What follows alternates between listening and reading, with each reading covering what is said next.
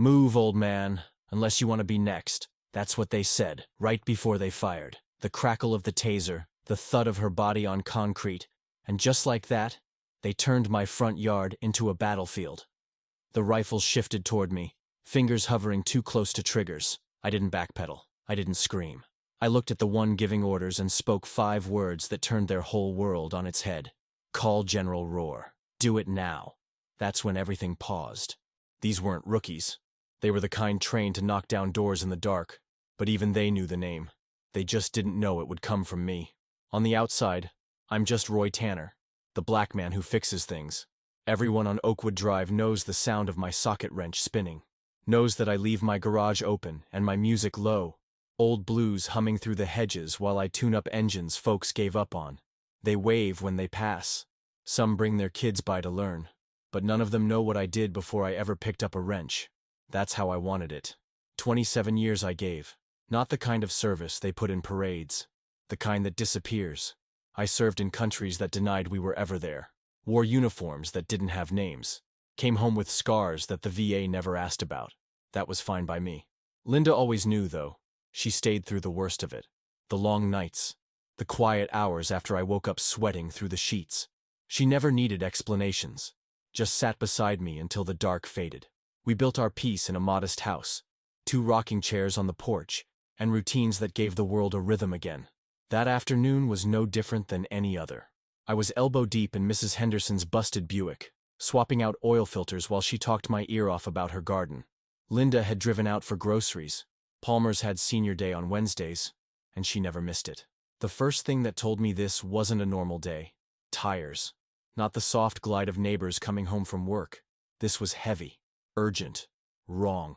I wiped my hands and stepped out just in time to see a black SUV slam to a stop in front of my garage.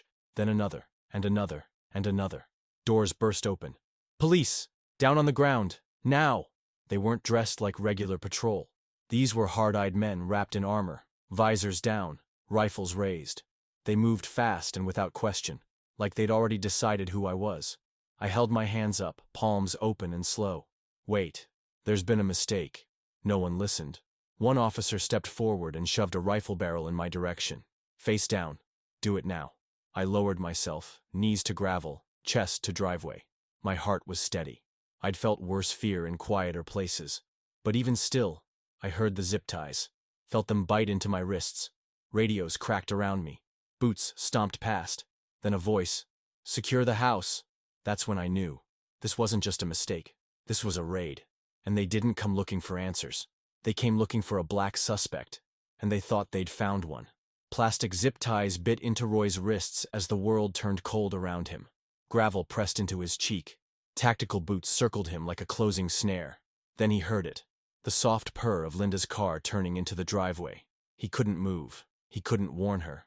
She stepped out, unaware. 2 paper bags in her arms, the smile on her face dying as soon as she saw the scene. "Roy?" she called, voice lifting with alarm. "What's going on?" 3 officers turned, rifles swinging toward her without hesitation. A black woman, 65, grocery bags in hand. "Drop the bags! Hands in the air! Now!" one barked, his voice sharp with panic more than professionalism. Linda froze, still processing what she was seeing. The weight of the groceries pulled against her arthritic fingers. "Please," she said softly. She's not complying," another officer snapped, younger, jittery, eyes wide beneath his helmet. Roy's chest tightened. "That's my wife," he shouted from the ground. "She's just—" "Ma'am, final warning," the younger one screamed. Linda began to lower the bags, but her hands trembled too hard. An apple tumbled out and bounced against the driveway. "Non-compliant subject," the officer declared. He fired.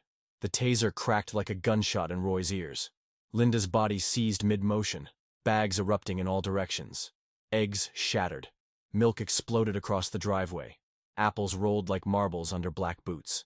She dropped like her strings had been cut, limbs stiff, face slamming into concrete with a sickening thud. Roy didn't scream, didn't fight, didn't break. He did what decades of survival had taught him. Focus. He locked eyes with the one wearing command stripes. "Let me up," he said, voice cold, clipped, deadly calm. The commander hesitated, then nodded once. Roy rose, his wrists still bound behind his back, but his spine unbending. He looked directly at the man, slow and sure, and said what they would all remember. "Call General Rohr, right now." A crack ran through the commander's expression, brief, almost invisible, but it was there. Doubt. The radios didn't stop squawking, rifles didn't lower, but something shifted, like a needle jumping off track, like someone realizing the wrong song was playing. One officer muttered, "We're here for Carlos Mendez." High-level narcotics. "That's supposed to scare us, old man?" Roy's voice didn't rise. It didn't need to. "You're at 4588 Oakwood Drive." He let the pause do the talking. "The warrant's for Oakwood Avenue. That's not here. Not even the same zip code." No one spoke. He looked down at Linda, still on the ground, motionless. His voice held. "She has a heart condition. You need to call General James Rorick at Central Command. Then you're going to cut these restraints." The commander blinked. The name registered. A sliver of something broke across his face. Uncertainty, or maybe fear. But Roy didn't wait for permission. He'd already taken back control. "She's got a heart condition," Roy said, his voice still even. "Let me attend to my wife." The commander hesitated, his helmet tilted slightly, his eyes searching Roy's face for something to push against. But there was nothing. No panic. No plea. Just calm command. "Check the address," the commander finally muttered, snapping toward one of his men. Roy kept going. "Left side of my jacket, inside pocket. Don't touch anything else." The commander stepped forward, more cautious now. With gloved fingers, he reached inside the worn field jacket, pulling out a small, dented badge. The metal caught the afternoon light. Black Eagle, no number, no name. The color drained from the man's face. A silence fell so deep it felt physical. Even the radios, once barking non-stop, seemed to hold their breath. Behind them, one of the older SWAT officers leaned in close, eyes wide as recognition hit. "Sir," he whispered to the commander, "that's not standard military. That's Tier 1, Black Protocol clearance." The commander didn't blink, didn't breathe. His voice cracked as he barked, "Get the medic. Now cut those restraints. Now." A blade sliced the zip ties loose, and Roy stood fully upright, flexing his hands once before dropping beside Linda. His fingers moved gently, checking her pulse with the precision of a man who had done this too many times before. Her chest rose. She was breathing. Behind them, the operation fell apart. One officer was frantically tapping into his tablet, pulling background files. Another was on the radio, his voice tight. "We've got an address misread. Target residence is Oakwood Avenue. I repeat, Avenue." Roy didn't even look up. "You hit the wrong house," he said flatly. "You didn't verify. You escalated. And you put a weapon on a senior citizen carrying milk and bread." His voice wasn't raised, but every word landed like a closed fist. Across the street, a neighbor stood on his porch, cell phone aimed, recording, capturing every flinch and every word. He would later tell a reporter, "He said 5 words, and they just stopped, like someone cut the power." The SWAT commander stepped closer, helmet now off, revealing a pale, stunned expression. "Sir, our intel said this was—" Roy cut him off, eyes sharp, voice calm. "What you had," he said, "was adrenaline. And a badge. No confirmation, no accountability." Behind him, Linda's eyes fluttered. She winced as her hand moved to her chest. "I'm here, baby," Roy said gently, touching her hand. He turned to the commander. "I'm taking my wife inside now. Your men stay out here. And you call General Rohr." The young officer who had fired the taser stood paralyzed, his eyes wide, throat dry, the weight of it all sinking in. Roy helped Linda sit up, his body blocking the wind, the stairs, the shame. A quiet rustle behind him. One of the officers knelt, quietly gathering eggshells and apples, placing them gently into a torn grocery bag. An apology that didn't matter. Roy didn't speak to him. Some mistakes don't earn words. They walked slowly toward the house, Roy steadying Linda with one arm, while the other team member gathered shattered groceries like penance. It was useless. The damage had already been done. Behind them, whispers rippled through the SWAT unit like wind through brittle leaves. Roy didn't need to hear every word to understand what had happened. His name had hit their systems. The kind of clearance that shouldn't have appeared in a local raid database. The kind that made even high-ranking officers nervous. Not just military. Not just special forces. Something deeper. Something buried. They had come hunting for a drug trafficker. Instead, they'd shocked the wife of a ghost. Roy opened the front door and helped Linda onto the couch. Her breaths were shallow, but steady. He pressed a cold pack gently against her chest, where the taser barbs had struck. She winced. He didn't speak. He just kept his hand in hers, eyes flicking to the window every few seconds. Outside, the same men who'd stormed his property now stood still, like children waiting outside the principal's office. The chatter from the command vehicle no longer barked tactics. Now it buzzed with questions, cover stories, damage control. 2 officers had finally gone to the correct address and learned the truth. The target had moved 3 months ago.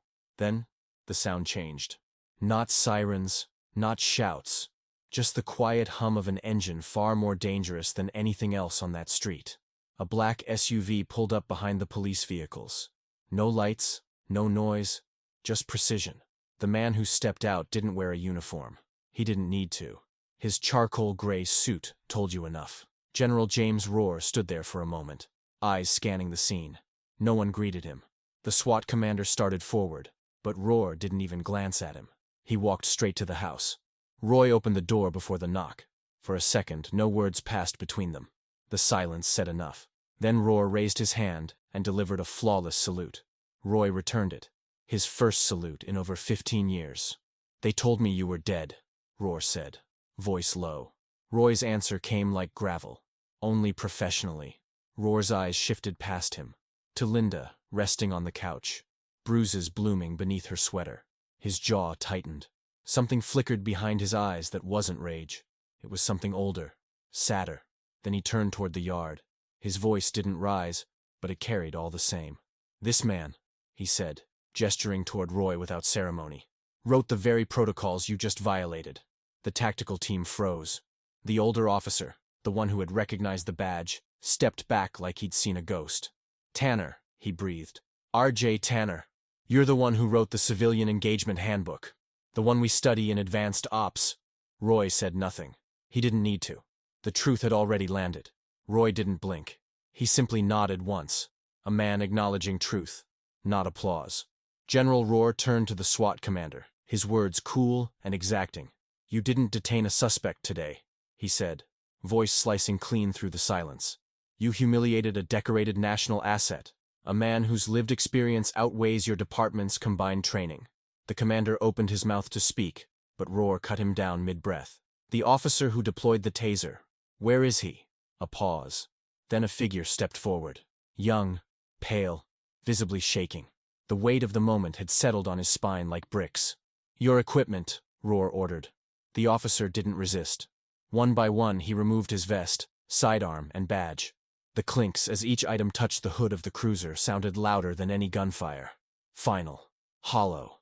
Unmistakable. "You're relieved," Rohr said. "Report to your captain. You're done here." The young man nodded without raising his head and walked toward a squad car like someone headed to their own sentencing. No one followed. No one defended him. Then, without theatrics, Rohr turned to Roy and reached into his suit. From inside, he produced a small sealed envelope and held it out. "This includes 2 items," he said softly. "An official apology from the department, and reinstatement of your clearances. We could use someone like you again, Roy. The world hasn't gotten any easier." Roy stared at the envelope, but his hand stayed by his side. "The world never really changes, James," he said. "Only the outfits. Only the names." His eyes drifted to Linda, who now stood quietly at the door, arms wrapped across her ribs, her eyes soft but resolute. "My loyalty belongs here now," Roy said, nodding toward her. "To the life I built. To the people I still serve. Even if it's just fixing what's broken under a hood." Rohr didn't push. He simply stepped forward and placed the envelope gently on the porch railing. "The offer stands," he said. Then he turned and walked back toward the road without waiting for gratitude. Roy never opened it. Some things don't need decisions. They're answered the moment they're offered. A week later, Police Chief Brennan stood beneath a row of American flags and addressed a crowd of flashing cameras. He didn't mention names, but the city already knew.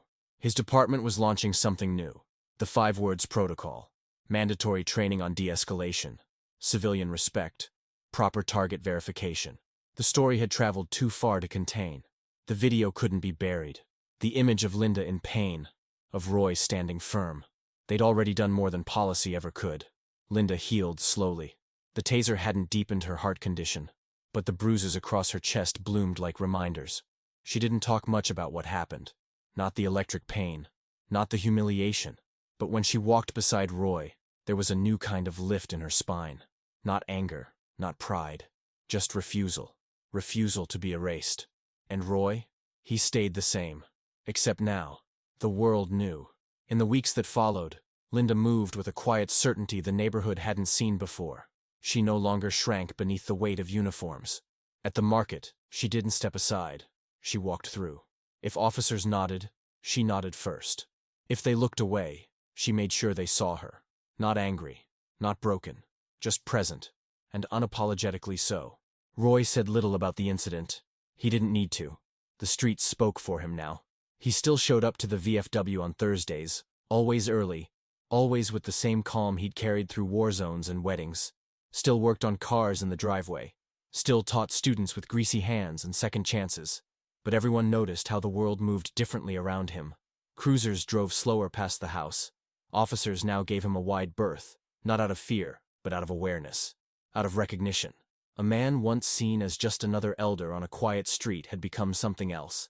A name whispered in briefings. A case studied in silence. And then there were the drop-offs. No notes, no messages, just silent deliveries. Books about leadership, a bottle of aged bourbon, once a framed photo that showed a much younger Roy, face sharp and focused, flanked by shadows. The faces around him were blurred, but the meaning wasn't. Some stories survive even when they're not told. One morning, 3 months after the raid, a rookie officer's patrol car sputtered out in front of Roy's house. The kid looked around, embarrassed, just as Roy stepped out of his garage, wiping his hands on a rag. "Looks like your alternator's fighting for its life," Roy said. Together, they bent beneath the hood. After a while, the young man cleared his throat. "Sir, they still talk about you. At the academy. About that day. They say you could have burned the whole unit down if you wanted. Just one call." He paused. "Why didn't you?" Roy didn't answer right away. Just worked the wrench until the bolt finally gave way. "Because setting things on fire might feel good," he said. "But it don't teach nobody how to rebuild." The cruiser kicked back to life with a cough and a hum. "Thank you, sir." Roy handed him the rag. "Roy," he said. Just Roy.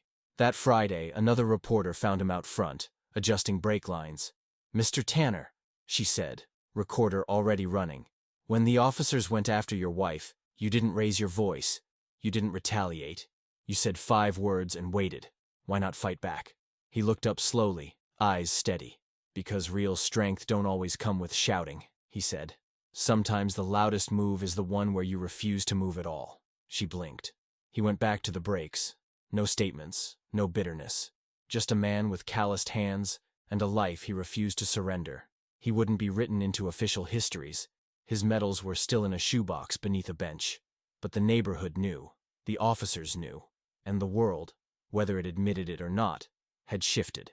Roy Tanner had once been trained to eliminate threats. Now, he fixed what others thought was beyond repair. He'd learned power could be quiet. That authority didn't need to roar. That sometimes a whisper carried further than a shout. Just 5 words, and the man who never had to say them again.